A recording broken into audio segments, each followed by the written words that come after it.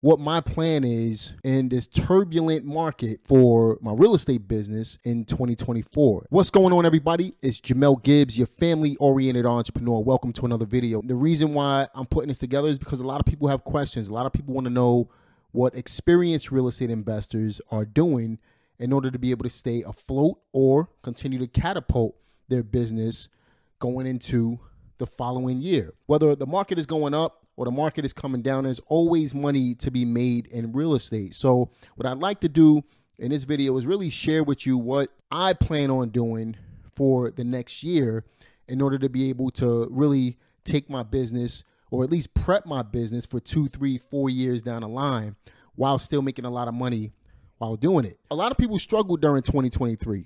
You know, the people that did really well, like myself and a few of my colleagues, the reason why we did well is because we were prepared and we know the market. We understand how to ride the wave. Pause. If you understand how to fluctuate right along with the market, if you're flexible and you can see things coming in advance, you can really take advantage and make a lot of money in this business. 2023 has been probably my best financial year ever since I've been in business. And that's over 21 years, 22 years at this point. The reason for that is because I prepped.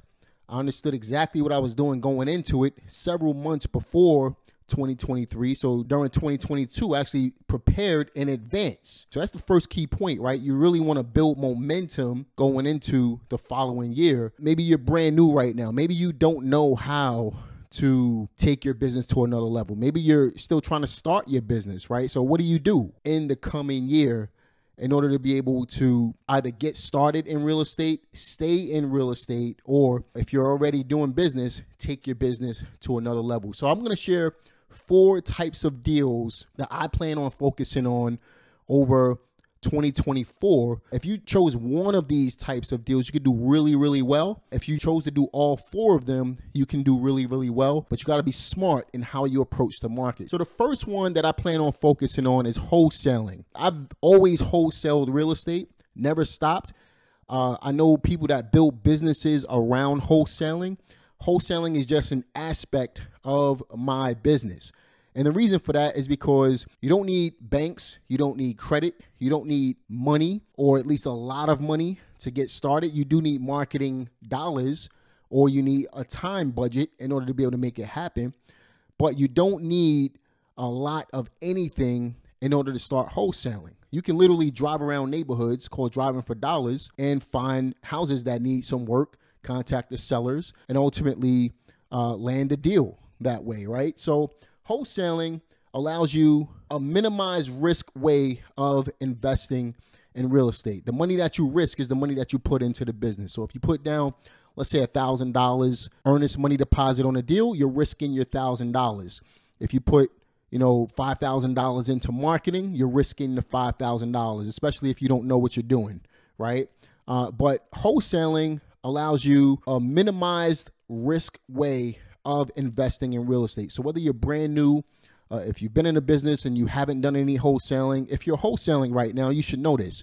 But at the end of the day, I believe wholesaling is a great way to invest during turbulent times to make money in real estate, because you're not taking out any debt under your personal name. And all you're doing is flipping contracts in order to be able to make money. So wholesaling is definitely going to remain part of my arsenal as a real estate investor coming 2024. Another aspect to that, which ties in nicely with wholesaling, is creative finance. Now, I've been telling people to prep up for creative finance for years. And, recently, just a couple of years ago, one of my videos really took off on YouTube, and I got over 2 million views on the thing, and it was related to seller financing. Now, seller financing, subject to lease options, all of these different types of creative finance opportunities still presents itself. While the market is cooling off because interest rates were high and sellers are stagnant at this point, looking at it from a market-to-market standpoint, not all markets are created the same. But while the market is cooling off a little bit, interest rates are high, buyers are kind of cooling off, but they're still there, right? I'm still selling houses rehab-wise. I'll get into that in just a minute. Creative finance still presents an opportunity that you can really take your business to a next level on, it really presents the opportunity to be able to make money in real estate. You can still take over a property subject to. People are facing hard times and maybe they don't have the money to pay for that mortgage on a property that they just bought 3-4 years ago when the market was red hot. People were overpaying for properties and the interest rate was relatively low, but they took on that monthly payment. Maybe they can't afford it. So you can find these subject to style deals. Or what about the people who own vacant properties that aren't bringing in any income right now, but the property is free and clear? Maybe they don't care, but at the same time, a sitting property still costs you money. You still got to pay taxes on it. You still got to maintain the property, upkeep and things like that.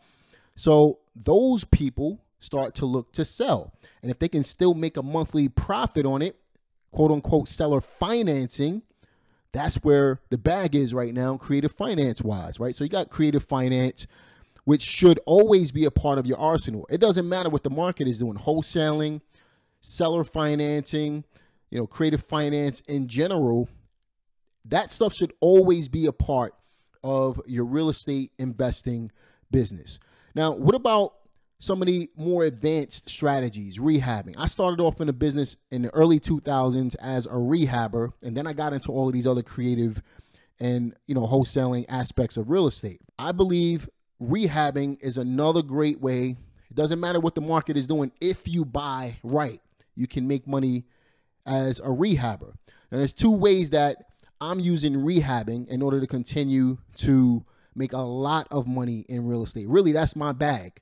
Right? I made a ton of money rehabbing this year, and some of it was hold and some of it was sell. What I believe every investor needs to focus on right now, if you're going to focus on rehabbing, is tighten up your numbers. Expect to hold on to properties a little longer than usual, right? So what was selling for, top dollar within 3 days is probably going to take you a month or two at this point. So when you're working your numbers in the beginning, when you're purchasing the houses and you're working in your interest payments, factoring in those numbers, you need to extend those numbers out a bit, right? So maybe you expect your whole period to be, let's say, 6 months instead of 3, for example, right? But tighten up on your numbers, right? Stick to your formulas. I'm a firm believer in the Mayo formula. A lot of people have different ways of investing. I think for a newer real estate investor, that is the easiest way for them to comprehend how to buy a deal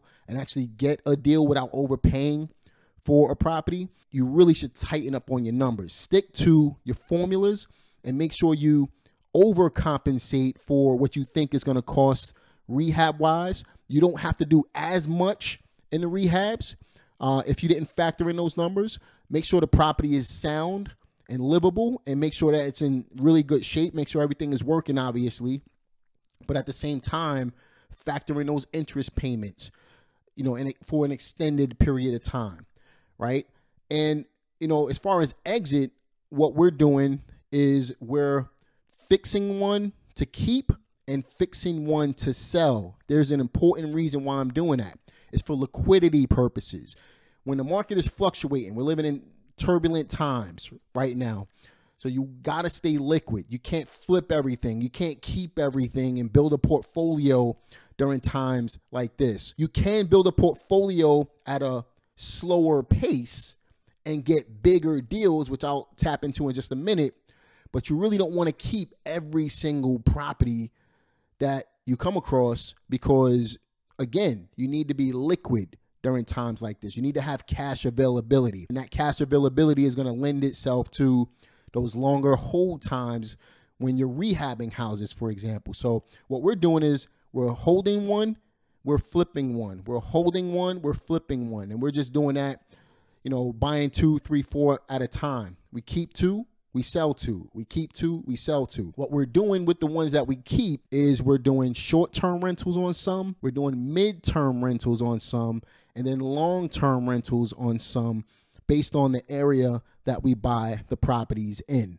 And this will provide a nice variation of passive income properties that we have in order to be able to continue building our portfolio while still, as we sell, staying liquid on the properties. So a couple of things, if you had to take anything away from my plan for 2024, is we're staying as liquid as possible while still building passive income and still lowering our risk by incorporating things like wholesaling and creative financing as well. So as a brand new real estate investor, what do I recommend you do? I recommend learn the skill sets that you need in order to be able to get from where you are to where you want to go while minimizing your risk in a market like this and staying as liquid as possible, right? The best way to stay liquid, wholesale real estate.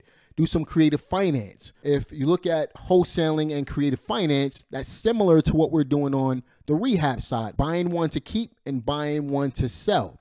One of them is keeping us liquid. One of them is building up passive income streams. The only difference is with wholesaling and creative finance, we're not taking on debt. With rehabbing, we are taking on debt. So we're utilizing both of these, being experienced real estate investors, to really maximize our cash flow and to be able to maximize our cash availability in today's market. So tighten up your numbers as real estate investors, tighten up time frames, buy smart, and get access to more liquidity. Stay liquid in markets like this, and that way you won't really feel the brunt of what's happening or what may happen as time goes on. Now, again, rates are prepped to drop next year. Will they? We don't know. We don't have a crystal ball to be able to tell. It doesn't matter what the Fed says, right? If rates drop, that's good for the market, or will it be good for the market? You know, that may send us right back into a recession. Who knows, right? But the whole point is you want to buy smart, and you can make money in any real estate market, no matter what the condition is. One more key point that I want to mention before we tie this up. What I'm starting to transition into is doing less volume. So I'm doing less deals and gaining more profit from these deals. And I'm doing that across the board, whether it be my real estate business, my education business, whatever the case may be. We're working with less volume and maximizing our profit. So we're looking to make more money by doing less work. And this is the perfect market to be able to do it. The best way to do that is to slow down what you're doing. Slow down your real estate business. Analyze every single deal. Don't be deal thirsty in a market like this. You can't be deal thirsty. If you're thirsty, you're going to overpay for real estate. So all you got to do is really focus your attention, slow down your business. Don't look for every single deal. If you were doing, let's say, 5 deals a month, maybe you slow down and buy the best 2 for the month. That's going to make you the same amount that you would have made on the 5. You know, that's what we're doing. That's what we're transitioning into in 2024 and beyond. I'm looking to do much larger deals at this point in my business, and you should be thinking the same way moving forward as well. You know, this is my game plan. Obviously, you want to structure your own game plan. I didn't want to make this a cliche video where I was like, set goals and, you know, you got to set attainable things to do and take your bait. We've done videos like that before. That's not what this video was about. I really wanted to provide you with a real plan, or at least some things to think about based on what we're doing in my business. Hope you enjoyed it. Be sure to like this video, subscribe to this channel, click the notification bell. I'll see y'all in the next one. Take care.